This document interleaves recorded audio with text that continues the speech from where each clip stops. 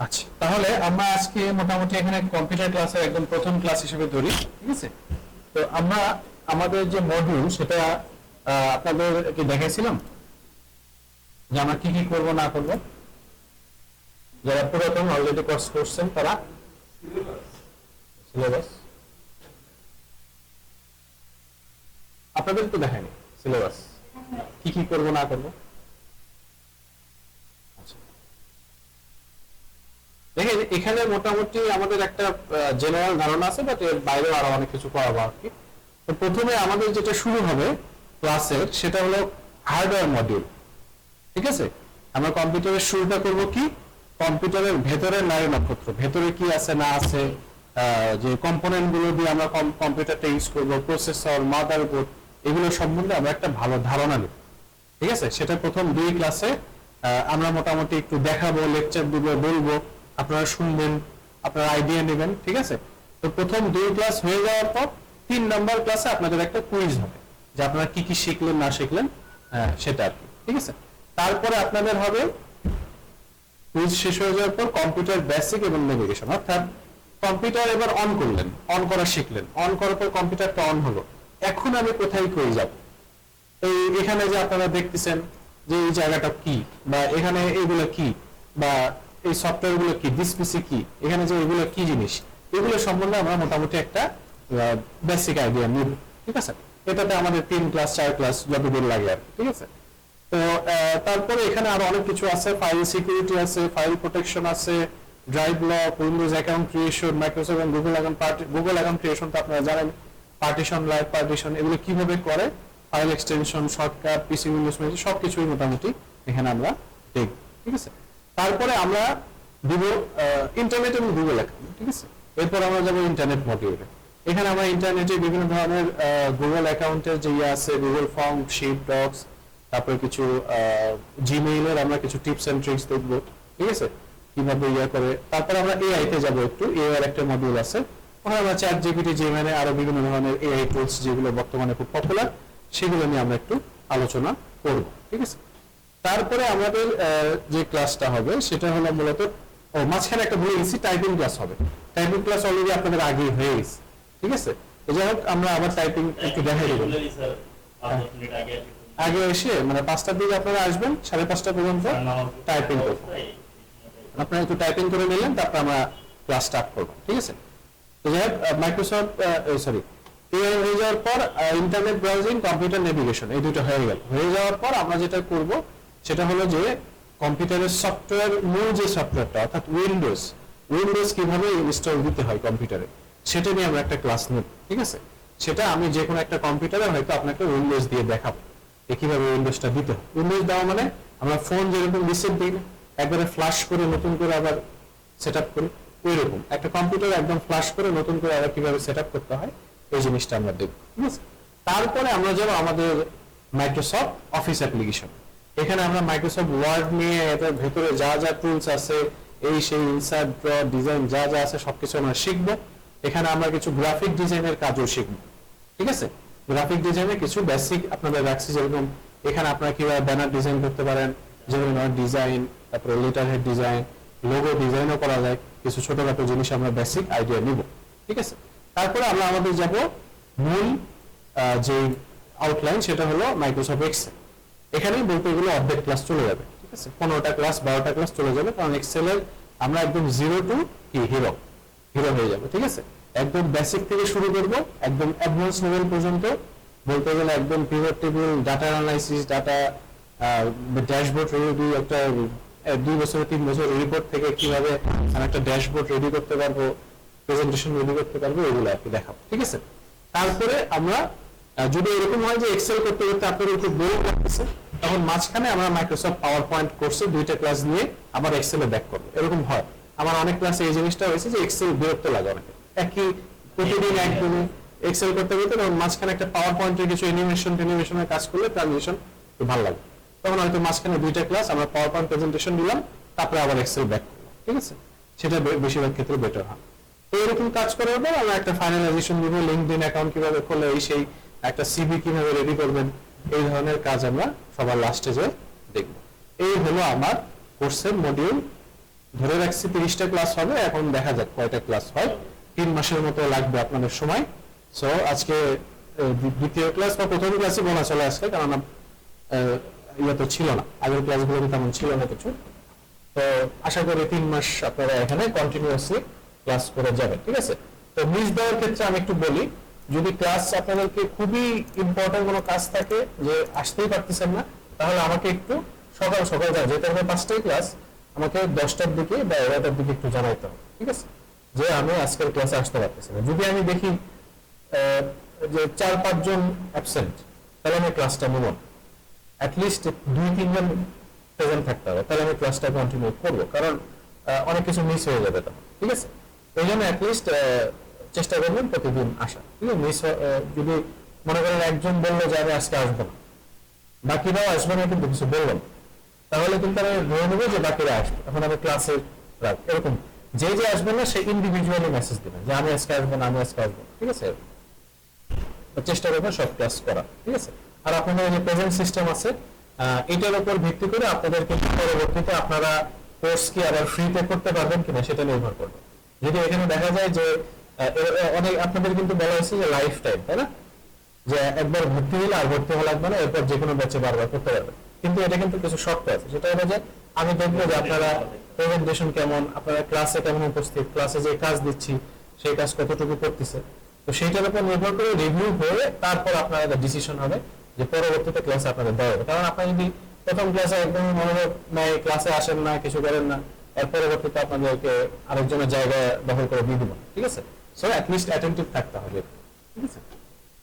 তো এইরকম কারণ যদি হয় তাহলে আমরা পরবর্তী ইয়ে দেবো। সো এই প্রেজেন্টের উপর নির্ভর করতেছে, আমি প্রেজেন্ট প্রতিদিনই দিই।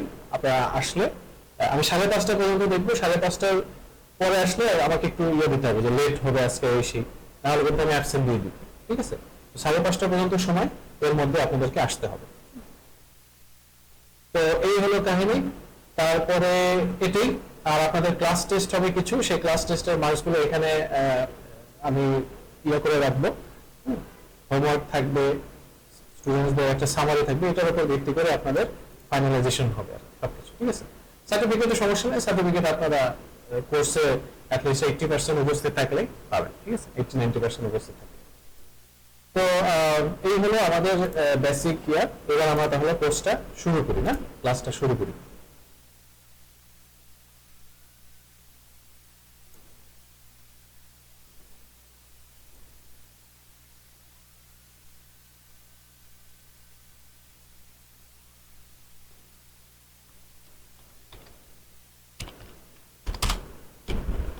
দেখেন, আমরা প্রথমে হার্ডওয়্যার মডিউল নিয়ে কথা বলবো, আমাদের যে কম্পিউটার হার্ডওয়্যার আছে, ঠিক আছে। এখানে আপনাদের তেমন কম্পিউটারের কাজ নাই, জাস্ট আমার কথা শুনবেন, দেখবেন, বুঝবেন, আপনারাও কোশ্চেন থাকলে করবেন, ঠিক আছে। তো একটা কম্পিউটার, আপনাদের সামনে যে কম্পিউটার গুলো দেখতেছেন, এগুলোকে আমরা বলি ডেস্কটপ কম্পিউটার, ঠিক আছে। কম্পিউটার ল্যাপটপও আছে, ল্যাপটপে আমরা এরকম কোনো মনিটর, কিবোর্ড এগুলো আলাদা করে ইউজ করি, সব এক জায়গায় একটা জায়গায় মিশে সেটাই আমরা ইউজ করি, যে কোনো ক্যারি ট্যারি করতে পারি, ঠিক আছে। এটা হলো ল্যাপটপ। তো কম্পিউটার এবং ল্যাপটপের পার্থক্য একটাই, যে আমরা যে কোনো জায়গায় ক্যারি করতে পারি। কম্পিউটার ক্যারি করাটা একটু ঝামেলা হয়ে যায়, ক্যারি করা যাবে বাট ঝামেলা হয়ে যায়। আর ল্যাপটপটা ব্যাটারি চালিত, ব্যাটারি দ্বারা চালিত, কম্পিউটারটা ডাইরেক্ট তারের মাধ্যমে পাওয়ার দিতে। হ্যাঁ, তো আমরা মোটামুটি দুইটার মধ্যে কমন যে জিনিসটা সেটা নিয়ে আমরা আলোচনা করব। সেই কমন জিনিসগুলো কি, যে একটা কম্পিউটারের ভেতরের কম্পোনেন্ট, ঠিক আছে। তো কম্পিউটারের ভেতরের কম্পোনেন্ট গুলো কি কি থাকে।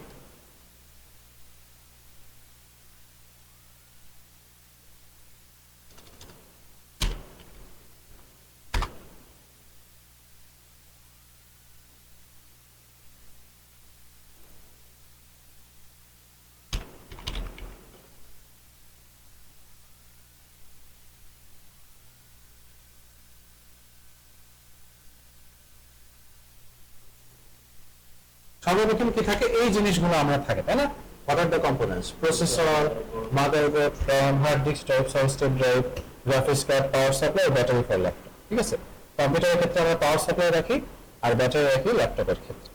তো এই কম্পোনেন্ট গুলোর মধ্যে সবচেয়ে যে ইম্পর্টেন্ট কম্পোনেন্ট সেটা হলো কি, প্রসেসর। এই জিনিসটা শুধু কম্পিউটার না, ল্যাপটপ বলেন, ফোন বলেন, যে কোনো ইলেকট্রনিক ডিভাইস আমরা যেগুলো ইউজ করি সব ক্ষেত্রে এই জিনিসটা ইম্পর্টেন্ট। ঠিক আছে, এটা যদি না থাকে তাহলে বলতে গেলে কিছুই নেই। মানুষের ব্রেন যদি না থাকে তাহলে মানুষ থাকবে থাকবে। তো এই প্রসেসরটা বলতে গেলে কম্পিউটারের ব্রেন বলতে পারে। ঠিক আছে, এটা নষ্ট হলে বাকি সব শেষ। তো প্রসেসর এটা বইয়ের তবে দেখতে অনেকটাই যে এরকম আপনাদের সামনে এখানে আছে, এটা সাইজটাই এতটুকু। ঠিক আছে, তো ল্যাপটপের মধ্যে যে প্রসেসরটা থাকে এটা কম্পিউটার দেখাচ্ছে, সেটা আরো ছোট হয়, সেটাকে মাইক্রো প্রসেসর বলে। সেটা ল্যাপটপের মধ্যে ইন্টিগ্রেটেড করা থাকে, ভেতরে দেওয়া থাকে। হ্যাঁ, ল্যাপটপে কম্পিউটার ল্যাপটপের মধ্যে আরেকটা পার্থক্য হলো, কম্পিউটার যখন আপনি কিনতে যাবেন তখন প্রসেসর, মাদারবোর্ড, তারপরে হার্ড ডিস্ক এগুলো আলাদা আলাদা করে কিনতে হয়। কিনে সব এক জায়গায় এই জায়গায় বক্সের মধ্যে বসাই দিতে হয়। তারপরে সাথে মনিটর, কিবোর্ড, মাউস কিনতে হয়, দিয়ে একসাথে পাওয়ার দিয়ে চালাইতে হয়। কিন্তু ল্যাপটপে তা, ল্যাপটপে সবকিছু অলরেডি সেট করা থাকে, আপনি জাস্ট ফুল ল্যাপটপটা তাহলে কিনে চলে আসবে ইজি। ঠিক আছে, তো প্রসেসর আমরা যখন বাজারে কিনতে যাব বা যে কোনো জায়গায় দেখবো, কোনো কম্পিউটারে দেখবো, তখন দুই ধরনের প্রসেসর আমরা দেখবো, একটা ইন্টেল এবং আরেকটা এএমডি। হ্যাঁ, এখন ইন্টেল আর এএমডি কি? ইন্টেল এএমডি হলো, মনে করেন আপনি একটা কোল্ড ড্রিঙ্কস খাবেন, তো কোল্ড ড্রিঙ্কস খাইতে গেলে মোজো আছে, ক্লেমন আছে, কোনটা খাবেন? দুইটার টেস্ট দুই রকম। বা আপনি মোজো আছে, কোকো আছে, কোক আর মোজোটা একই রকম দেখতে, একই রকম টেস্ট, তাহলে এখন কোনটা খাবেন? দুইটা একই কাজ করে। কেউ কোক খায়, কোক তো এখন আর খায় না, এখন ইসরায়েলি পণ্য, ওটা সাধারণত বয়কট করছে। তো মোজো আর কেস, মোজোর মধ্যে আরসিকোলা আছে, আরসিকোলা আর মোজো দুইটার মধ্যে টেস্ট ডিফারেন্স, ওটা খেলেও যায়, এটা খেলেও যায়। ঠিক আছে, তো ইন্টেল আর এএমডি অনেকটা এইরকম। ঠিক আছে, যে আপনি এই প্রসেসরও নিতে পারেন, ওই প্রসেসরও নিতে পারেন, বাট এখানে একটা ব্যাপার আছে, সেটা হলো বাজেটের ব্যাপার। মনে করেন আপনি 15,000 টাকা নিয়ে গেছেন একটা প্রসেসর কিনবেন, আপনার ফুল কম্পিউটারের মধ্যে শুধু 15,000 টাকা ওইটুকু প্রসেসরের জন্য রাখছে, আর ওটা মাদারবোর্ড টাদারবোর্ড আছে। তো 15,000 টাকা এখন আপনাকে চেক করতে হবে যে ইন্টেল যে প্রসেসরটা 15,000 টাকায় দিচ্ছে, এএমডি 15,000 টাকায় সেম জিনিস দিচ্ছে কিনা। যদি দেয় তাহলে যে কোনো একটা কিনলেই, কিন্তু যেটাতে বেশি পাবেন, মনে করেন এএমডিতে একটু সুবিধা বেশি পাচ্ছেন, তখন এএমডিটা নিয়ে নেবেন, বা ইন্টেল বেশি দেন। ওই সুবিধাগুলো কি কি বাছ বিচার করবো বা বের করবো, সেগুলো আমরা একটা একটা করে দেখবো। ঠিক আছে, তো প্রথমে আসি ইন্টেলের প্রসেসর নিয়ে। ইন্টেলের প্রসেসরের ক্ষেত্রে আপনাদের এগুলো নাম পাবেন, আরো নাম পাবেন, যেরকম সেলেরন। সেলেরনটা অনেক সময় ল্যাপটপে দেখা যায়, বাট সেলেরনটা কখনোই নেবেন না। সেলেরন প্রসেসর যদি কোনো কম্পিউটারে থাকে সেটা নেওয়ার দরকার নাই, কারণ এটা হলো সবচেয়ে লোয়েস্ট কোয়ালিটির প্রসেসর। এটা একদমই অনেক আগেকার। ঠিক আছে, মনে শুরু করবেন কোথা থেকে? Core i3, core i5, core i7, core i9, core i ultra. ঠিক আছে, কোর আলট্রাটা এটা রিসেন্ট প্রসেসর। এটা মূলত যারা এআই নিয়ে করে, এআই ডেভেলপমেন্টের কাজ করে, তাদের জন্য এই প্রসেসরটা। তো আমাদের জন্য এগুলো না, আমাদের জন্য core i3, core i5 enough. ঠিক আছে, তো এখন এই যে নামটা আমরা যে দেখলাম ইন্টেল কোর i3, একটা প্রসেসরের নাম অনেকটা এরকম হয়, Intel core i3 12400F elder processor. এটা একটা প্রসেসরের নাম। ঠিক আছে, তো এই প্রসেসরের মধ্যে সর্বপ্রথম কি ইন্টেল দুটো ইন্টেল বুঝতেছি, এটা ইন্টেলের। কোর i3 দিয়ে বুঝতেছি এটা কোর i3 প্রসেসর। তারপরে 12400 দিয়ে বুঝতেছি এটা একটা জেনারেশন, এটাকে জেনারেশন বলা হয়। টাইপ বলতে এফ, এলডার প্রসেসর মানে মডেল। এখন এখানে core i3, core i5, core i7 যে এগুলো নাম যে আছে, এর মধ্যে এখন দেখে হয়তো মনে হতে পারে কোর i3 থেকে একটু পাওয়ারফুল মনে হয় কোর i5, তার থেকে পাওয়ারফুল কোর i7, তার থেকে পাওয়ারফুল কোর i, তার থেকে আরো বেশি পাওয়ারফুল কোর i8। কিন্তু এরকম আসলে কিছু না, ডিপেন্ড করে এই যে জেনারেশনটা দেখতেছেন না, এটার উপর। বর্তমানে আপনি বাজারে গেলে সর্বোচ্চ এখানে 14,000, কত হাজারের সংখ্যাটা আছে সেটার নাম হলো জেনারেশন। এখানে আছে 12,400, তাহলে এই যে একটু কত জেনারেশন? 12 জেনারেশন। এখানে যদি 13,400 থাকতো তাহলে এটা কত? 13 জেনারেশন। 14,400, 14 জেনারেশন। ঠিক আছে, তাহলে এইভাবে করে আমরা জেনারেশনটা বুঝি। আর জেনারেশন বুঝলে কি হবে, তখন আপনি বুঝতে পারবেন যে প্রসেসরটা কি 2023 সালে বেরিয়েছে নাকি 2012 সালে বেরিয়েছে। ঠিক আছে, যদি 14, 13 এরকম থাকে তাহলে বুঝবেন 2023 সালের পরে প্রসেসরটা আসছে। আর যদি 6 জেনারেশন, 4 জেনারেশন, 3rd জেনারেশন থাকে তাহলে বুঝবেন সেই 2013-14 সালের প্রসেসর এটা। ঠিক আছে, এই জেনারেশন দিয়েই আমি বুঝি প্রসেসরটা আসলে আগেকার নাকি রিসেন্ট। তো রিসেন্ট প্রসেসর কেনা ভালো, যত রিসেন্ট আপনি কিনতে পারেন। মনে করেন 10 জেনারেশন থেকে কেনা ভালো, 8 9 এগুলো কেনা ভালো। তো এখন ব্যাপারটা হচ্ছে ধরেন আপনি একটা Core i5 প্রসেসর আপনি পাইলেন আর একটা Core i3 প্রসেসর পাইলেন। এখন Core i5 আপনারা যে বেচতেছে সে বলল আমার কাছে Core i5 আছে, Core i3 সে বলল Core i3 আছে। তা আপনি বলবেন যে ঠিক আছে তাহলে আমি Core i5 ই নিব, কিন্তু ভুল। আপনাকে জিজ্ঞেস করতে হবে যে জেনারেশনটা কত। সে যদি বলে Core i5 আমার কাছে 8 জেনারেশন আছে, আর Core i3 যে বেচতেছে সে বলল আমার কাছে 11 জেনারেশন আছে, তাহলে আপনি স্বাভাবিকভাবে Core i3 টাই কিনবেন। কারণ কি জেনারেশনটা বেশি, জেনারেশন উপর ডিপেন্ড করে সে তার রিসেন্টটা কিনবেন না।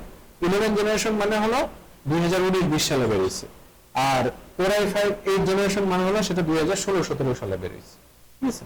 সো 16-17 সালের প্রসেসরের থেকে 19-20 এর প্রসেসরটা লেটেস্ট পাচ্ছে, যদিও সেটা Core i3 হোক, সেটা তার থেকেও বেটার, রিসেন্টটাই বেটার, ঠিক আছে। বা একটু 2-1টা জেনারেশন ডিফারেন্স থাকলে আবার Core i5 ই কিনেন।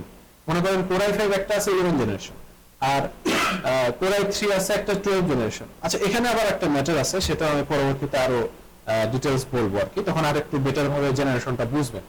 জেনারেশনে আবার একটা গ্রুপ করা থাকে। তো তারপরে কি লেখা আছে এফ, এই এফটা হলো টাইপ বলা হয়, যে একটা প্রসেসর কি ধরনের টাইপ। আচ্ছা, এখন আমি একটু আসি যে এই প্রসেসর যখন আমরা কিনতে যাব তখন প্রসেসরের কিছু জিনিস আমাদের লক্ষ্য রাখতে হয়। প্রথমে কি নামটা, আমরা ধরেন Core i5 না Core i3 নিচ্ছি সেটা, তারপরে জেনারেশন যে 12 জেনারেশন নাকি 13 জেনারেশন নাকি 14 জেনারেশন সেটা নিলাম। তারপরে আমাদের যে জিনিসটা রাখতে হবে টাইপটা ডিপেন্ড করে কিছু জিনিসের উপর। তো সর্বপ্রথম আসি এফ লেখা যদি থাকে, তাহলে এখানে জিপিইউ একটা ব্যাপার আছে। জিপিইউ জিনিসটা কি একটু বলি, এটাকে বলা হয় গ্রাফিক প্রসেসিং ইউনিট। আর প্রসেসরের আরেকটা নাম আছে কি, সিপিইউ, তাই না? সিপিইউটা কি, সেন্ট্রাল প্রসেসিং ইউনিট, ঠিক আছে। তো এখন দেখেন জিপিইউ হলো গ্রাফিক প্রসেসিং ইউনিট। গ্রাফিক জিনিসটা কি, মনে করেন আপনি আপনার কম্পিউটারের মনিটরে যা যা দেখতেছেন সবই গ্রাফিক, ঠিক আছে, সবই গ্রাফিক্যাল কাজ। এই যে এখানে এগুলা যে আসছে, এই যে এই সফটওয়্যার গুলো যে ওপেন হয়েছে, আমি যে এখানে ক্লিক করতেছি তখন একটা সুন্দর চারকোনা বক্স দিয়ে এটা শো করতেছে, আবার লাইট অফ অন হচ্ছে, এরকম ভাবে সবই গ্রাফিকের কাজ। এই গ্রাফিকের কাজগুলো যখন মনিটরে আপনাকে রেন্ডার করতে হয়, সেটা প্রসেসরের মাধ্যমে এই জিপিইউ দ্বারা করে, ঠিক আছে। তো এই জিপিইউটা থাকাটা জরুরি, না হলে এটা যদি না থাকে তাহলে আপনার মনিটরই অন হবে না, ঠিক আছে। তো যেই সব প্রসেসরে জিপিইউ নাই সেই সব প্রসেসরের সাথে এফ দেওয়া থাকে।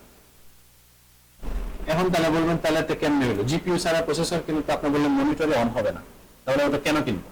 কারণ যারা এই যে প্রসেসরের আরো অনেক প্রসেসরের সাথে আরো অনেক কম্পোনেন্ট সম্বন্ধে আমরা আইডিয়া নিলাম, যারা এই জিনিসটা কিনবে গ্রাফিক্স কার্ড, তারা প্রসেসরের মধ্যে জিপিইউ চাইবে না। কারণ এই গ্রাফিক্স কার্ডের কাজই হলো আপনাকে জিপিইউ সাপোর্ট দেওয়া, ঠিক আছে। প্রসেসরের জিপিইউ যেটা থাকে সেটারও কাজ জিপিইউ সাপোর্ট দেওয়া, গ্রাফিক্স কার্ডের মূল কাজই হলো জিপিইউ সাপোর্ট দেওয়া। আর প্রসেসরের অন্যান্য কাজের পাশে জিপিইউ যদি থাকে তাহলে সে জিপিইউ সাপোর্ট দেয়। কিন্তু যে প্রসেসরে অন্যান্য কাজের পাশে কোনো জিপিইউ নাই, সেটা এই যে এরকম এফ লেখা থাকে। তাহলে আমরা জিপিইউ সাপোর্ট কোত্থেকে পাবো? তখন আপনাকে আরেকটা কম্পোনেন্ট কিনতে হবে, এটা কি গ্রাফিক্স কার্ড, এটার জিপিইউ সাপোর্টটা তখন এখান থেকে নিতে হবে, ঠিক আছে।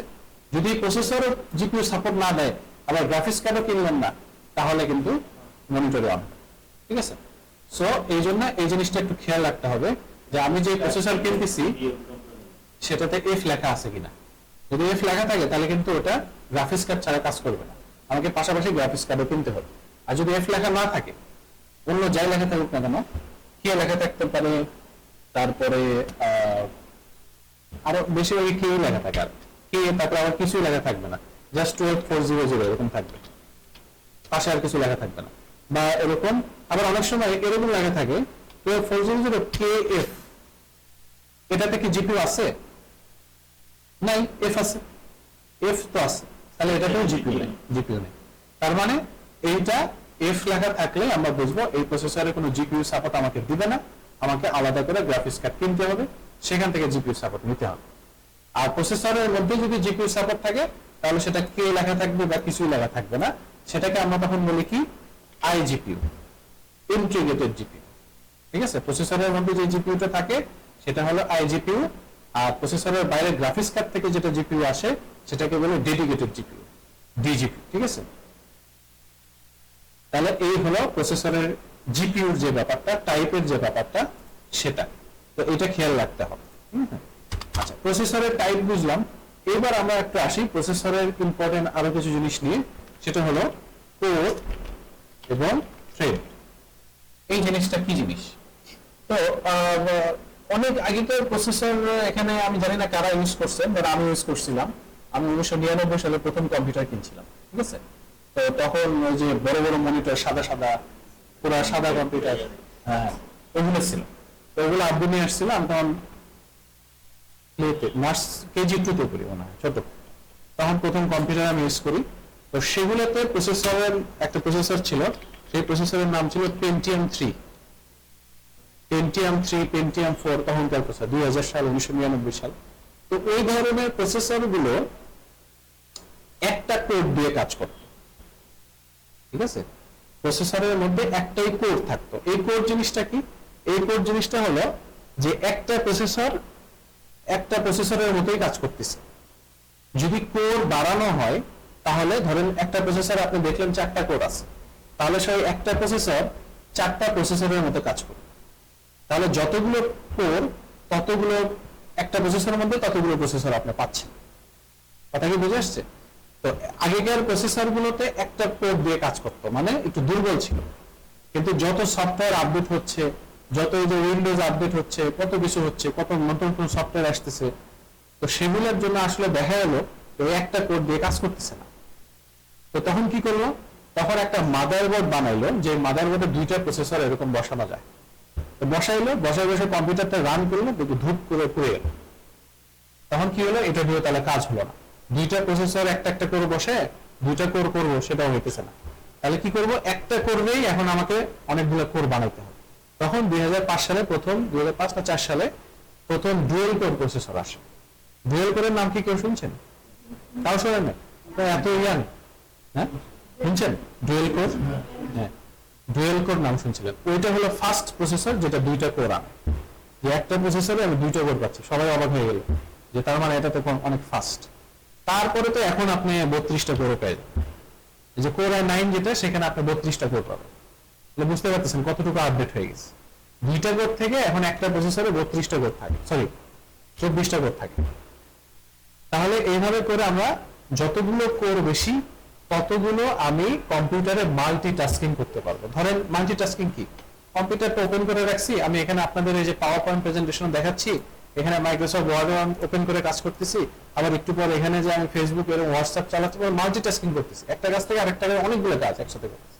তো সেইগুলো কাজের জন্য কোর দরকার। কোর যত বেশি তত ভালো মাল্টিটাস্কিং করা যায়।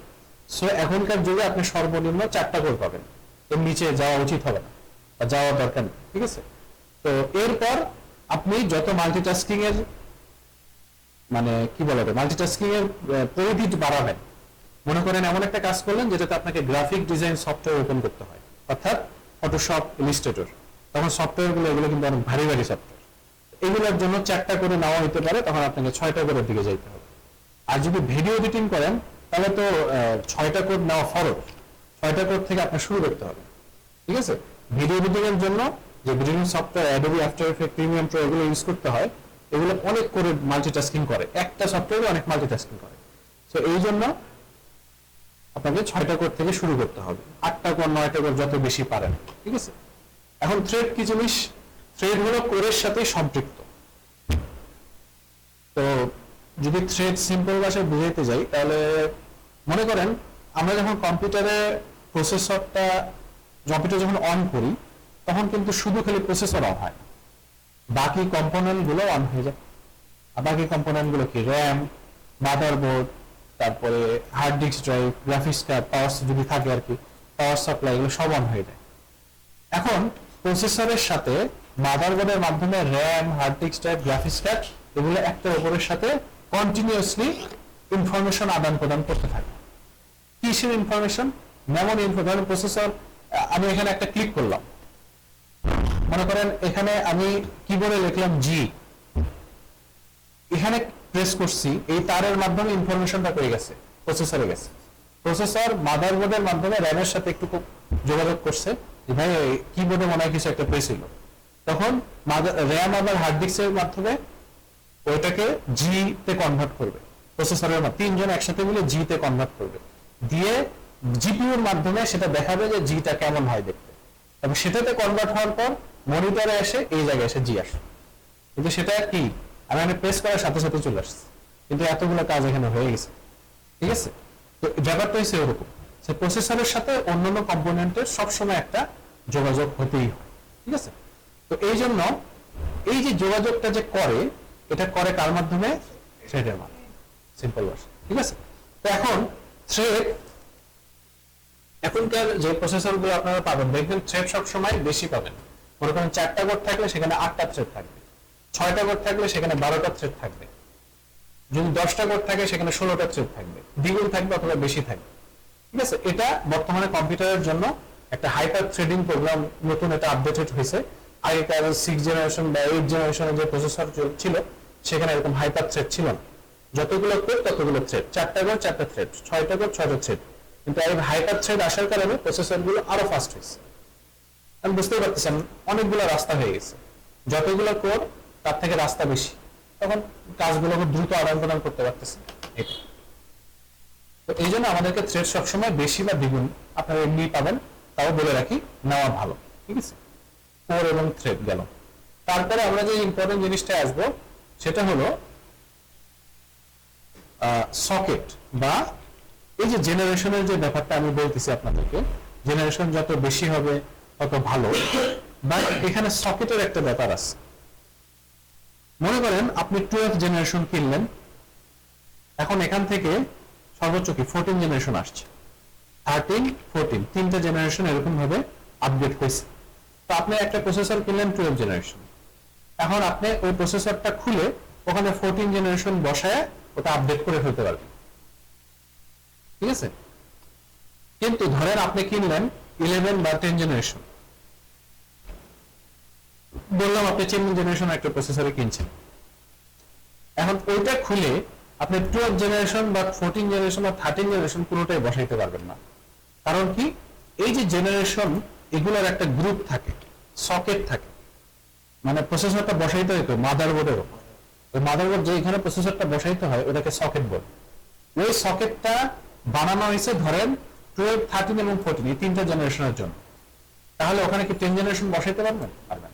তো এটাই, তো এইভাবে করে জেনারেশনের একটা গ্রুপ করা হয়েছে যে LGA 1700 বলা হয়। এই তিনটা জেনারেশনের একটাই সকেট, সেই সকেটের নাম LGA 1700। আবার 10 বা 11 জেনারেশনের একটাই সকেট, সেটা হলো LGA 1200। তারপরে এর আগে যদি যান 8 বা 9 জেনারেশন, তাহলে সকেটের নাম হলো LGA 1151 সামথিং, প্লিজ। ঠিক আছে, এরকম। তাহলে LGA 1100 সকেট যেখানে সাপোর্ট করে সেখানে আপনি 10 জেনারেশন বসাইতে পারবেন, আবার যেখানে 1200 সাপোর্ট করে সেখানে আপনি 14 জেনারেশন বসাইতে পারবেন। কিন্তু LGA 1700 যেখানে যেখানে সাপোর্ট করে আপনি সেখানে 12 বসাইতে পারবেন, সেটা করে 13 বসাইতে পারবেন বা 14 বসাইতে পারবেন। বুঝতে পারছেন? আবার তো এটা হলো জেনারেশনাল আপগ্রেড। মনে করেন আপনি 8, 9 বসাইলেন, সেটা আপগ্রেড করতে গেলে আপনাকে পুরো মাদারবোর্ডটাই চেঞ্জ করতে হবে, চেঞ্জ করে তারপর 10 জেনারেশন বসাতে হবে। ঠিক আছে, ব্যাপারটা হয়েছে। তো এই জিনিসটা একটু খেয়াল রাখতে হবে যে আমি আমার সকেটটা কিসের, কোন সকেটের প্রসেসরটা নিচ্ছি। আচ্ছা, তো এই জিনিসটা মোটামুটি একটু আইডিয়া হলো যে প্রসেসরের নাম, তারপর জেনারেশন, এই খালিবাকে বুঝতে পারতেছেন? বুঝতে পারতেছেন না? ঠিক আছে, তো এখন আমরা একটু মার্কেট প্লেস দেখি যে প্রসেসর দেখতে আসলে কেমন হয়, দাম কেমন হয়। তো আমি যদি এখানে startech.com এ যাই, এর নাম শুনছেন? এটা একটা কম্পিউটারের দোকান, এখানে আছে, শোরুম আছে, রায়ান্স আছে, টেকল্যান্ড আছে, ইউসিসি আছে, অনেক দোকান আছে। তো এখানে আসলে আমি যদি কম্পোনেন্টের প্রসেসরে এখানে যাই, এখানে দেখবেন কি ইন্টেল আছে। এখানে ইন্টেলে যদি যাই, এই যে এখানে যদি আমি লোয়েস্ট থেকে শুরু করি প্রাইস, তাদের কি কি স্টকে আছে সেগুলো স্টকে দেওয়ার দরকার নেই। আচ্ছা দেখেন, এগুলো আপকামিং এ চলে আসে, ইন স্টকটা ক্লিক। তো এখানে দেখেন এই যে ইন্টেল, এই যে পেন্টিয়াম, এগুলো কিন্তু আবার নিয়েন না, এগুলো অনেক লোয়েস্ট প্রসেসর। এই যে মাত্র 2টা কোর, 4টা থ্রেড, এগুলা 2টা কোরের কোনো কিছুই দেওয়ার দরকার নেই। সবসময় চেষ্টা করবেন 4টা কোর থেকে শুরু করতে। এরকম এটা কোর i3, এটা কত 10 জেনারেশন, কিন্তু এখানে একটা কি লেখা আছে, ছোট্ট করে এফ লেখা আছে। তার মানে কি, এটা কিনলে আপনার গ্রাফিক্স কার্ড কিনতে হবে, গ্রাফিক্স কার্ড আলাদা কিনতে হবে, ঠিক আছে। তারপরে এখানে দেখেন এই যে বেশিরভাগই এফ লেখা, হ্যাঁ এখানে দেখেন কোর i7 এটা কত জেনারেশন, 5th জেনারেশন, অনেক আগেকার। তো এই জেনারেশনের প্রসেসর গুলো কিনবেন না, যতই কোর i7 হোক, এর থেকে কোর i5 11 জেনারেশন অনেক বেটার, ঠিক আছে। এইভাবে আপনারা চিন্তা করবেন যে ধরেন কোর i7 বলছে কিন্তু জেনারেশনটা আগেকার, কিন্তু কোর i5 আপনি পাচ্ছেন 10 জেনারেশন ওই সেম দামে, 11 জেনারেশন পাচ্ছেন, তাহলে অবভিয়াসলি আরো কম দামে পাচ্ছেন, তাহলে অবভিয়াসলি ওটাই কিনবেন, ঠিক আছে। আর একটু দাম দিয়ে কিনলে কোর i3 12 জেনারেশন পাবেন। এখন আপনি 11 জেনারেশন কিনবেন না 12 জেনারেশন কিনবেন বলেন তো, যে কোনো প্রসেসরেরই 12 কিনবেন, কারণ কি, এই যে এটার কারণে, কারণ আমি লেটেস্ট টেকনোলজি লেটেস্ট গ্রুপেরটা পাচ্ছি, কিন্তু আপনি যদি আগের গুলো কেনেন তাহলে আগের গ্রুপের পাবেন, আপনার পরবর্তী আপডেট করতে গেলে ঝামেলা, আবার পুরো মাদারবোর্ডটা চেঞ্জ করতে হবে, ঠিক আছে। না না সবই বেরিয়েছে, 14 পর্যন্ত বেরিয়ে গেছে, আপনি 14 পাবেন, এই যে এখানে 1 বছর 1.5 বছর পরে বের হয়ে যায়। কিন্তু 14 জেনারেশনের পর আর কোনো যে জেনারেশন বের হয়নি, তখন কি বেরিয়েছে, কোর আলট্রা, এই যে আপনাদের দেখালাম যে এই যে হ্যাঁ কোর আলট্রা, এটা বেরিয়েছে। এটার আবার সকেট হলো এনজি 1850, ঠিক আছে। তো এইটার সকেট পুরো ভিন্ন, এটা আলাদা, ঠিক আছে। সো এটা আমরা 14 জেনারেশনে টার্গেট রাখবো। হ্যাঁ আপডেট করলে আপডেট পুরোটাই আপডেট হয়ে যাচ্ছে, ঠিক আছে। তো মনে করেন এই যে কোর i5 এবং বেশিরভাগ 11 10 জেনারেশন, আমরা এগুলো দেবো না, কোর i3 13 জেনারেশন, এটা আমরা একটু ক্লিক করি, ক্লিক করলে দেখেন আরো আমি যা যা শিখলাম সেই ইনফরমেশন আপনারা পাচ্ছেন।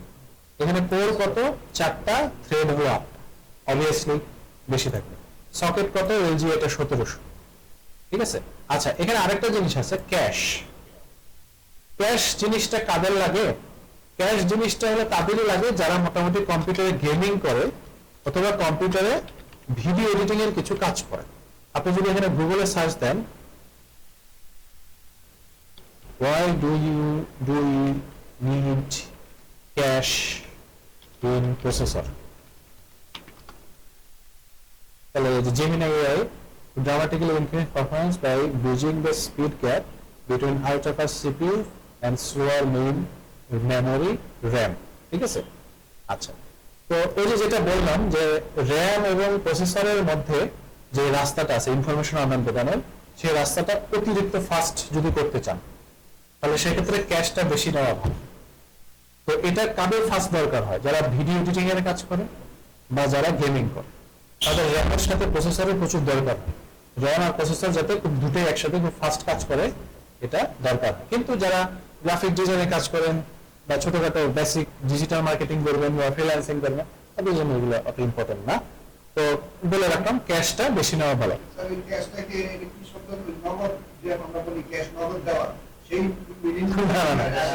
ওই ক্যাশটা এটা হলো CASH ক্যাশ, আর এই ক্যাশ হলো CACHE ক্যাশ। এটা যত বেশি মেমোরি থাকবে, মনে করেন যদি 12 মেগাবাইট থাকে তাহলে ভালো, 16 মেগাবাইট থেকে শুরু করা বেটার।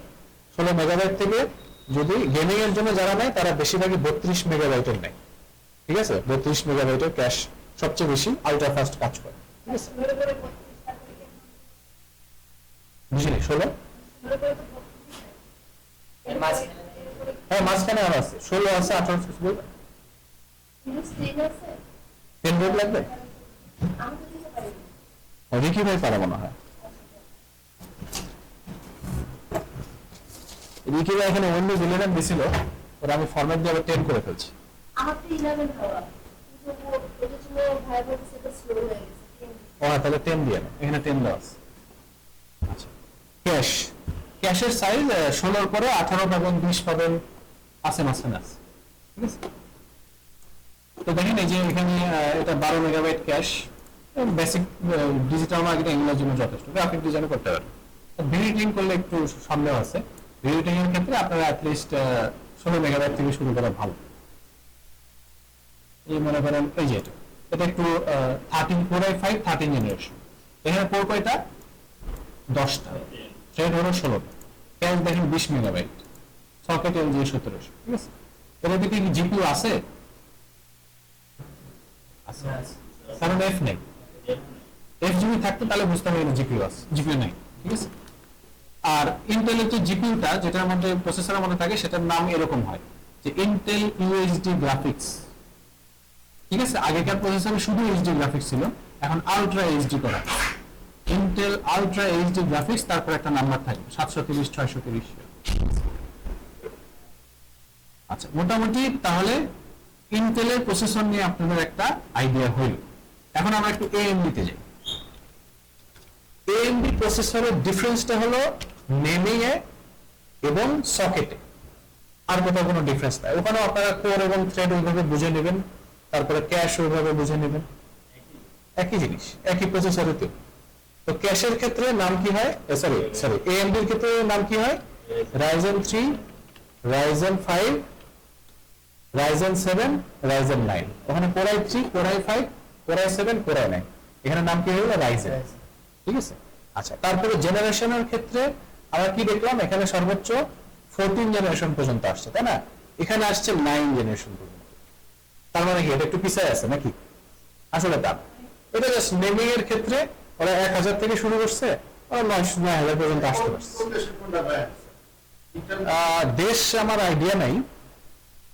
এএমডি ম্যানুফ্যাকচার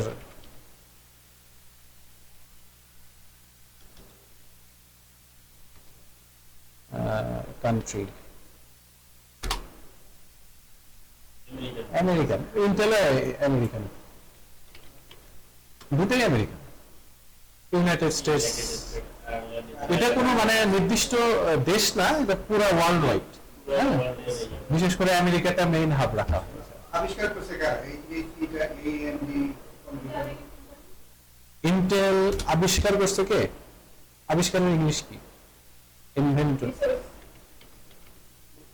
ইনভেন্টর যে গর্ডন মুর, রবার্ট নয়েস, ইন্টেল ফাউন্ডার, ইহুদি, সবই ইহুদি। আমাদের কাজ করতে গেলে সহজ আমরা বলবো কোনটা? ইন্টেলটা বলবো না এএমডিটা? বুঝি নাই, কাজ করতে গেলে মানে আমরা এই কম্পিউটার কাজ করতে গেলে আমাদের জন্য না, ওটা ইন্টেল এএমডি। এখন আমরা ওই যে দেখবো আর কি, এএমডিটা আমরা একটু শিখে নিয়ে আমরা দেখবো যে ধরে আমি 20,000 টাকা বাজেট রাখছি, ওটার মধ্যে দুইটা আমরা কম্পেয়ার করবো যে কোনটা আমাদের জন্য বেটার হবে। ঠিক আছে, এটা আমরা আস্তে আস্তে শিখবো।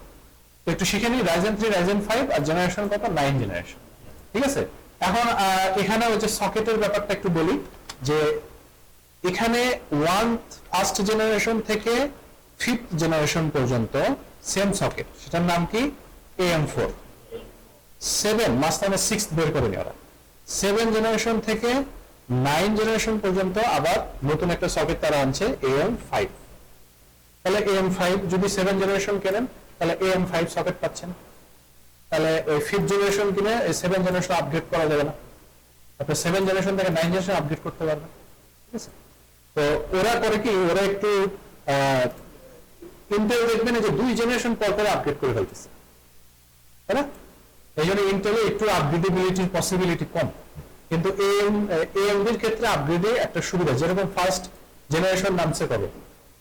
এএমডি সেই 2012-13 বা 14 সালে, আর 5th জেনারেশন নামছে 2020 সালে। তাহলে এই 8 বছর পরেও ওই সেম মাদারবোর্ডে আমি এই 5th জেনারেশন প্রসেসর লাগাতে পারছি। চিন্তা করছেন? তাহলে তো অনেক আপগ্রেডেবিলিটির পসিবিলিটি আছে। AM5 ও আশা করা যায় ওরা AM5 রেখে দিবে। ফলে আপনি যদি এখন 7 জেনারেশন কেনেন আর 5 বছর 10 বছর 6 বছর পর অ্যাটলিস্ট AM5 পাবেন। সো আপনি আপগ্রেডেবল তখন ওই সেম মাদারবোর্ডে ওই নতুন প্রসেসরটা লাগাই দিলেই হয়ে যায়। সুবিধা এই দিক থেকে একটু বেশি, তাই না? আচ্ছা, আর বাকিগুলো সেম। তো এখানেও সেম জিনিস দেখবেন। প্রসেসরের ভিতরে কি থাকে? প্রসেসরের ভিতরে কোড থাকে, যে কোড প্রসেসরের ভিতরে কি থাকে একদম ভিতরের জিনিস যদি জানতে চান তাহলে ওই কিছু ভিডিও দেখতে হবে আপনাকে, সেটাই আপনারা জেনে কি করবেন, আপনাদের এটা ইম্পর্টেন্ট। ওটা যারা ইঞ্জিনিয়ার তাদের জন্য জানা জরুরি যে এই দেখেন প্রসেসরের ভেতরে অনেক ট্রানজিস্টর থাকে, যে দেখতে অনেকটা এরকম, অনেক ট্রানজিস্টর থাকে, ভেতরে কোড থাকে, এগুলো থাকে। এগুলা কি মেটাল জাতীয় না ফাইবার? এটা সিলিকন দিয়ে তৈরি করে। সিলিকন কি? বালি। এই সাগরের যে বালি আছে, চিন্তা করেন সাগরের বালি থেকে এই জিনিস তৈরি করে। ভিএলএস ইঞ্জিনিয়ারিং বলে, ঠিক আছে? আচ্ছা, তাহলে যেটা বলতেছিলাম,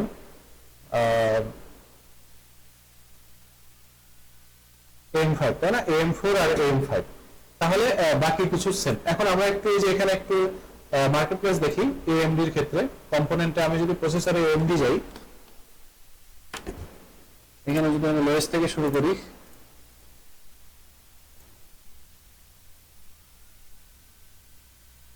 দেখেন এখানে যে Ryzen 5 এটা কত জেনারেশন? 5th জেনারেশন, তাই না? Ryzen 3 4th generation. এটা কত? Ryzen, এটা মাঝখানে একটা বেরোছিল থ্রেডরিপার, সেটা আর কন্টিনিউ করেন, সো এইটা কিনেন না কেন ভুলে, ঠিক আছে?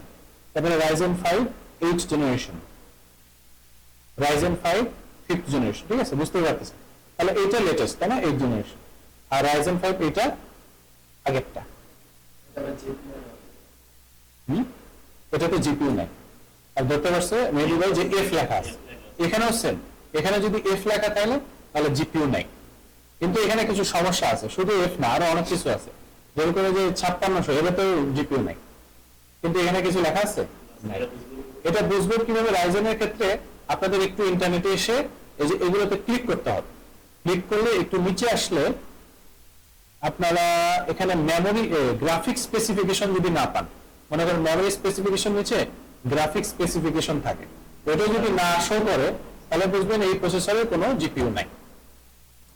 যেরকম ধরেন এই যে একটু যদি ইয়াতে আসি, হয়ে গেল এই যে 7600, এখানেও কিন্তু কিছু লেখা নাই, কিন্তু এটাতে আবার গ্রাফিক্স স্পেসিফিকেশন পাবেন, এটাতে আবার জিপিইউ আছে। সো আসলে আপনি 100% বলে দিতে পারবেন না যে এই প্রসেসরে এটা লেখা আছে তাই জিপিইউ আছে বা নাই।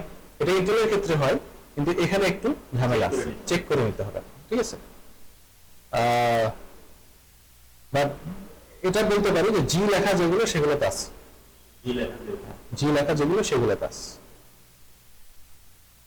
তাহলে জিপিইউর ক্ষেত্রে এই জিনিসটা আপনাদের একটু মাথায় রাখতে হবে, রাইজেনের ক্ষেত্রে যে চেক করে নিতে হবে, আর ইন্টেলের ক্ষেত্রে চেক করতে হবে না, এফ থাকলে নাই, বাকি সব ক্ষেত্রে আছে, ঠিক আছে? আবার কোর আর ইয়ার ক্ষেত্রেও সেম। এখানে দেখুন 8টা কোর 16 থ্রেড, এখানে আপনারা থ্রেড পাবেন। আর ক্যাশ আছে, ক্যাশের ক্ষেত্রে দেখবেন L2 L3 লেখা আছে। L3 যে ক্যাশটা সেটা হলো মেইন ক্যাশ, ঠিক আছে?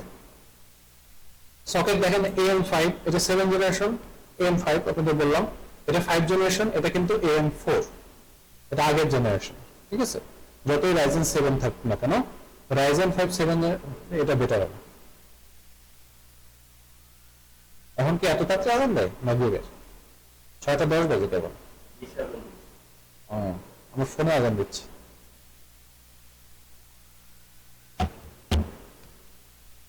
আচ্ছা, দেখেন আমার বাজেট ধরেন আমি ধরলাম 20,000 টাকা প্রসেসর কিনবো, তা আমি দেখলাম রাইজেনের ক্ষেত্রে 20,000 টাকায় আমি এগুলো পাচ্ছি, 21,000 টাকা হয়ে যাচ্ছে, এই দুটা পাচ্ছি, তাই না? এই দুটা আমি পাশে ওপেন করলাম। এবার আমি একটু ইন্টেলে যাই,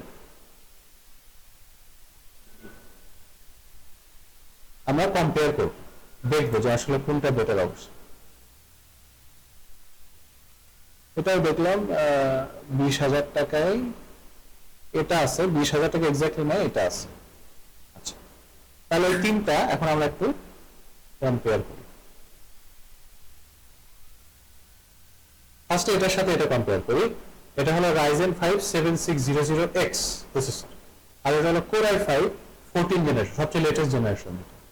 এখানে আমরা ফার্স্টে কি বলতে পারি যে এইটার সবচেয়ে লেটেস্ট আমরা পাচ্ছি, কিন্তু এটার সবচেয়ে লেটেস্টটা কিন্তু পাচ্ছি না। এটা আমরা কত পাচ্ছি? 7 জেনারেশন, যেখানে লেটেস্টটা হলো 9 generation. But Core i5 Ryzen 5 same, এটাও Core i5, এটা Ryzen 5। এখন একটু কোর এবং থ্রেড দেখি। এখানে কোর এবং থ্রেড কয়টা পাচ্ছেন? 10টা কোর 16টা থ্রেড, আর এখানে মাত্র 6টা কোর 12টা থ্রেড। এখানে তাহলে দাম বেশি হইলো কেন এটার থেকে? ক্যাশের কারণে। ক্যাশ এখানে 32 মেগাবাইট দেয়, এখানে ক্যাশ আপনাকে 20 মেগাবাইট দেবে। এটা একটা কারণ। দ্বিতীয় কারণ হলো এখানে ক্লক স্পিড, এটা আমি আপনাকে বলি নাই। ক্লক স্পিডটা আসলে আলাদা করে বোঝার কোনো উপায় না যে কোনটা ফাস্ট, বাট এখানে দেখে আপনারা বুঝবেন।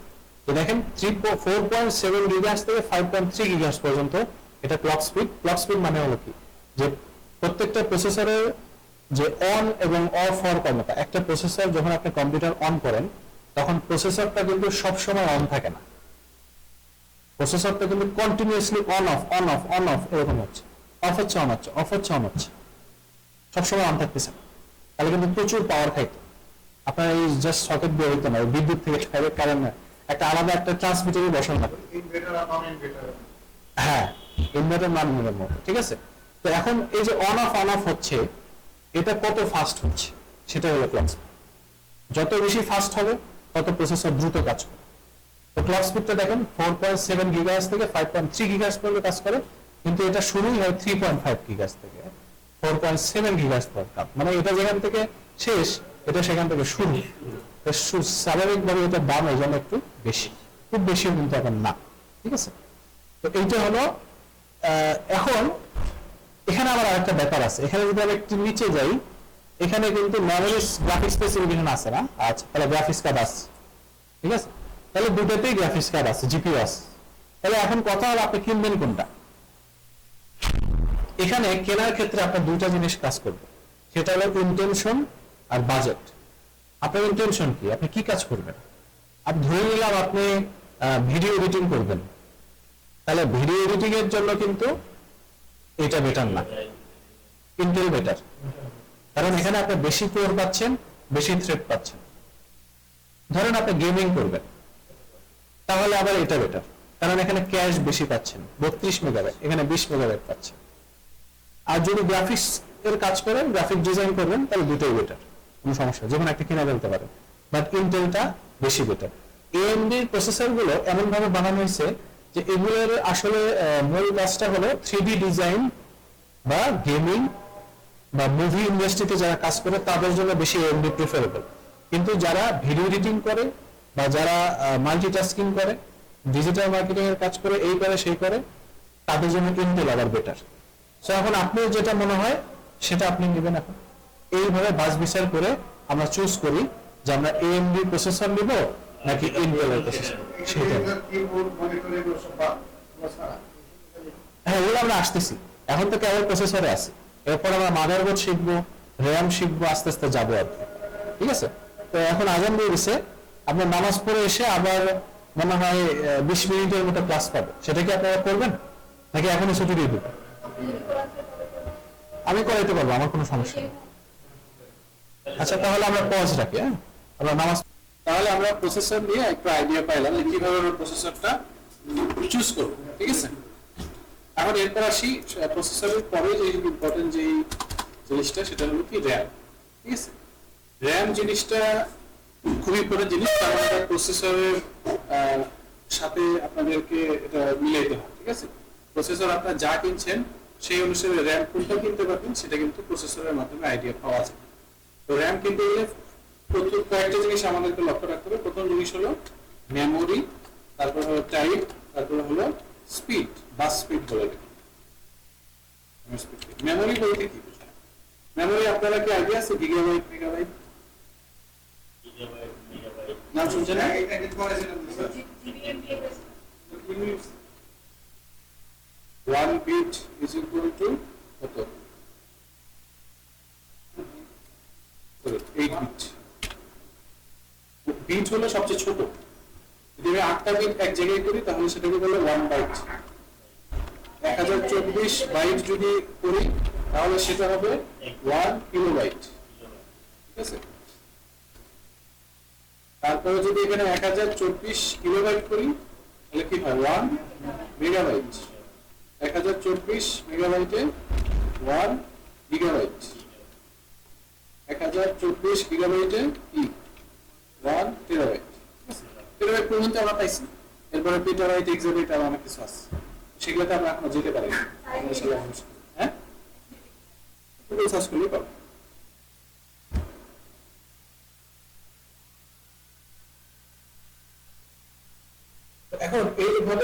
মেমোরি চুজ করতে হবে যে কত মেমোরি। এখন প্রসেসরের মধ্যেও মেমোরি আছে, প্রসেসরের মেমোরিটা খুবই ছোট, এটা বলতে গেলে অনেক নগণ্য। ওই মেমোরি দিয়ে প্রসেসর একা কাজ করতে পারে না, তার একটা মেমোরি সাপোর্ট লাগে। সেই সাপোর্টটা কে দেয়? র্যাম। কারণ র্যামের মেমোরি কততে থাকে?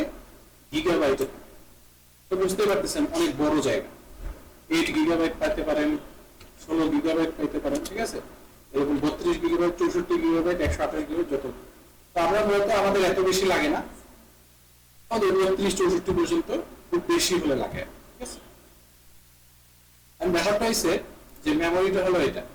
এখন এটা আমাদেরকে চুজ করতে হবে ফার্স্টে যে আমি কত গিগাবাইট র্যাম নিব। দ্বিতীয় হলো টাইপ। টাইপ বলতে কি বোঝায়? টাইপ বলতে বোঝায় যে এটা কোন জেনারেশন বা কোন টেকনোলজির র্যাম, ঠিক আছে। যে এখন বর্তমানে DDR5 হলো সবচেয়ে লেটেস্ট, তো DDR4 ও আছে, DDR3 বাজারে হয়তো পাবেন না, DDR3 বলতে গেলে বিলুপ্ত হয়ে গেছে, ঠিক আছে। তো DDR4 পাবেন, DDR5 পাবেন। তো DDR4 যেটা সেটা একটু আগেকার হয়ে যায়, আগেকার না, এখনো DDR4 অনেক লাগায়, কোনো সমস্যা নাই। তো DDR5 টা লেটেস্ট, এটা লাগালে অনেক বেটার পারফরমেন্স আপনারা পাবেন। কোন দিকে পারফেক্ট পাবেন? স্পিডের দিকে। DDR4 সর্বোচ্চ আপনি 3200 মেগাহার্টজ বলা হয় স্পিডকে, মেগাহার্টজ পর্যন্ত স্পিড পাবেন। আর DDR5 শুরু হয় কত থেকে? 4000 মেগাহার্টজ থেকে 8000 মেগাহার্টজ পর্যন্ত আছে, ঠিক আছে। সো স্পিড অনেক বেশি, 6000 মেগাহার্টজ, 5000 মেগাহার্টজ যেটা নিতে পারে। DDR3 আরো কম মেগাহার্টজ। DDR3 নাই, ওটা নিয়ে আমরা আলোচনা করবো। DDR4 অথবা DDR5 আমরা নিব। আর র্যাম মেমোরি কত নিব সেটা ডিপেন্ড করতেছে আমাদের কাজের উপর, ঠিক আছে। কাজ যত বেশি হবে তত, যেরকম যারা ভিডিও এডিটিং করে তাদের জন্য 16 গিগাবাইটও মাঝে মধ্যে হয় না, 32 গিগাবাইটে যাওয়া লাগে। যারা গেমিং করে 32 গিগাবাইট, যারা ছোটখাটো গ্রাফিক ডিজাইনের কাজ করে তাদের জন্য 16 গিগাবাইট এনাফ। আর যারা ডিজিটাল একদম বেসিক কাজ করেন তাদের জন্য 8 গিগাবাইট এনাফ, ঠিক আছে। তো এখন ব্যাপারটা হইছে র্যামটা আমি এগুলোর মধ্যে কোনটা নিব বুঝবো কিভাবে? প্রসেসরের মাধ্যমে। ধরেন আপনি এই প্রসেসরটা চুজ করছেন, Ryzen 5 7600। এই প্রসেসরের নিচে যদি স্পেসিফিকেশন আসেন, গ্রাফিক্স স্পেসিফিকেশনের উপরে কি আছে? Memory specification. এই মেমোরি স্পেসিফিকেশন মানে হলো র্যামে, এই প্রসেসরের সাথে কোন র্যামটা যায়। এখানে ম্যাক্সিমাম সাইজ কত বলতেছে? 128 গিগাবাইট বহু, মানে আপনার তো এত লাগবেও না, খুব বেশি হলে 32,000। ম্যাক্সিমাম স্পিড কত বলতেছে? 5200 মেগাহার্টজ পর্যন্ত যাইতে পারবে। কিন্তু টাইপের র্যাম কি বলতেছে? DDR4। তার মানে এখানে আপনি DDR4 র্যাম লাগাইতে পারবেন, এখানে DDR4 র্যাম আমরা লাগাইতে পারবো। তারপরে এটা ধরেন এটা যদি নিচের দিকে যায়, এখানে দেখেন কি লেখা আছে? DDR5। দুইটা র্যাম লাগানো যাবে, সর্বোচ্চ কত? 5200 মেগাহার্টজ পর্যন্ত যাবে, ঠিক আছে। তাহলে এইভাবে করে আমরা DDR5 এর বুঝবো যে এই প্রসেসরের সাথে কোন র্যামটা যায়। ওই প্রসেসর কিনলে আমি তখন মেমোরি স্পেসিফিকেশন দেখবো, ওই অনুসারে আমি র্যাম কিনবো। এখন দেখেন এই র্যামের ধরেন আপনি DDR5 একটা কিনলেন, 8 জিবি কিনলেন, কিনতে যেয়ে দেখলেন যে 5200 মেগাহার্টজ নেই, আছে কত? 6000 মেগাহার্টজ। সেটাই কিনে নিবেন, কোনো সমস্যা নেই। এটা ম্যাক্সিমাম চাইছে কত? 5200 মেগাহার্টজ। এর উপরে সে 6000 মেগাহার্টজ নিয়ে কাজ করতে পারবে না তা না, কাজ করবে, কিন্তু 6000 মেগাহার্টজটা 5200 মেগাহার্টজ ডাউন করে তারপরে সে অটোমেটিক কাজ করবে। আপনি লাগাচ্ছে 6000 মেগাহার্টজের র্যাম, কিন্তু সেটা কাজ করবে 5200 মেগাহার্টজ, ঠিক আছে। সো যেটা চাপে সেটা থেকে বেশি কিনতে পারবেন, কম কিনতে পারবেন। 5200 আছে, আপনি কমটা কিনলেন 3650 টাকা, বেশিটা কিনবেন, ঠিক আছে। এইটা হলো র্যামের একটা আইডিয়া যে কোন র্যামটা আমি কিনবো। আমি যদি কম্পোনেন্টের মধ্যে র্যাম যাই, ডেস্কটপ আর ল্যাপটপের র্যাম কিন্তু আলাদা। ল্যাপটপের র্যাম কিন্তু ডেস্কটপে লাগানো যায় না, ঠিক আছে। সো ডেস্কটপ মনে হলো এই পিসি, এটার র্যাম আমরা দেখি যে র্যাম গুলো দেখতে এরকম লম্বা লম্বা হয়, হ্যাঁ। এখান থেকে আমরা চুজ করবো, ঠিক আছে। এই যে এখানে যদি নিচে আসি, ক্যাপাসিটি কত ক্যাপাসিটি লাগবে, ধরেন আমার 8 গিগাবাইট লাগবে। তারপরে মেমোরি কোনটা, ধরেন DDR5। তারপরে এসে মেগাহার্টজ কত, ধরেন 5200 মেগাহার্টজ চাইছি, 5200 মেগাহার্টজ ক্লিক করে দেখা যাচ্ছে তিন ধরনের র্যাম আছে, যে 8 gigabyte DDR5 5200 megahertz, 8 gigabyte DDR5 5200, যে কোনো একটা নিয়ে দিলেন। আবার র্যামের মধ্যে আবার 8 জিবি আছে, কালারিং হয়, বিভিন্ন লাল নীল হলুদ লাইটিং হয়। যদি এরকম লাইটিং হলে র্যাম কিনতে চান তাহলে একটু বেশি টাকা দিতে হবে, ঠিক আছে। তো আমাদের দরকার নেই এত লাইটিং। এখান থেকে আমরা ওইভাবে র্যামটা চুজ করবো। এখন ব্র্যান্ডের মধ্যে কোন ব্র্যান্ড নেবেন, এখন র্যামের ব্র্যান্ডের অভাব নেই, দেখতেই পাচ্ছেন অনেক র্যাম, ঠিক আছে, অনেক ব্র্যান্ড। তো এর মধ্যে বেশিরভাগই কর্সেয়ার, টিম, তারপরে জি স্কিল, টুইন মসে ডাটা, ট্রান্সেন্ট, এগুলোই বেশি চলে, কিংস্টোন, এগুলো বেশি আপনি পাবেন, ঠিক আছে। দেখবেন বেশিরভাগ মানুষই এই ধরনের এই টাইপ এগুলো কোম্পানির মধ্যে বেশি র্যাম কিনছে, ঠিক আছে। অন্যান্য কোম্পানির র্যামও কিনতে পারেন যদি ভালো হয়। এইটা হলো র্যাম।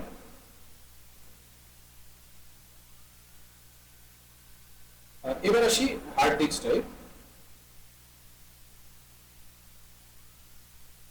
অথবা solid state drive. Hard disk drive এবং সলিড স্টেট ড্রাইভের মধ্যে পার্থক্য কি? হার্ড ডিস্ক ড্রাইভটা হলো একটু আগেকার, এটা আগে জানি যে hard disk drive solid state drive জিনিসটা কি। এটা হলো স্টোরেজ, মানে আপনি মোবাইলে একটা মেমোরি কার্ড পান না, 32 গিগাবাইট 64 গিগাবাইট, এটা কি একটা স্টোরেজ।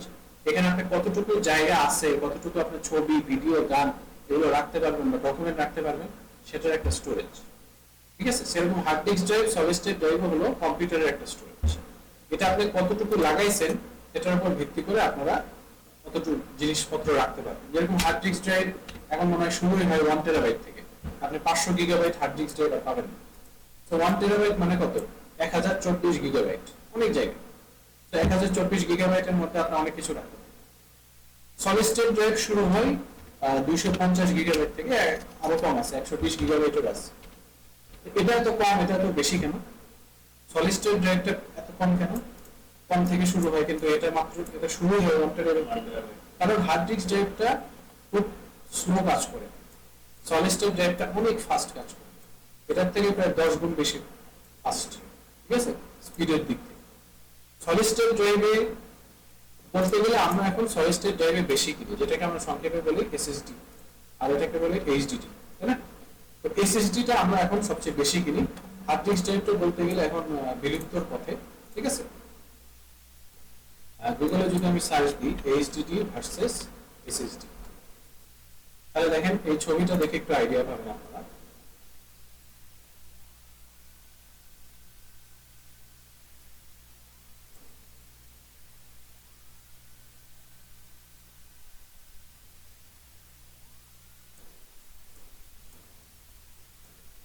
দেখেন এটা হলো হার্ড ডিস্ক ড্রাইভ, এটার ভেতরে অনেকটা মেকানিক্যাল জিনিসপত্র। সিডি, সিডি ইউজ করছেন না?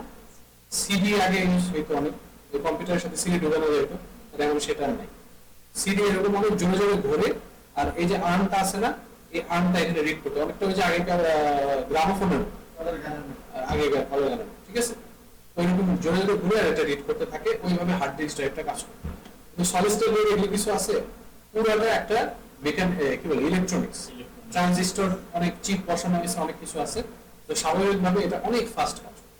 এটা অনেকটা বলতে গেলে মনে করেন এই যে ছোট ছোট এগুলো মেমোরি কার্ড একসাথে এক জায়গায় বসাইছে, এরকম একটা ব্যাপার সেটা। এখন সলিড স্টেট ড্রাইভের মধ্যে আবার 3 ভাগ আছে, ঠিক আছে।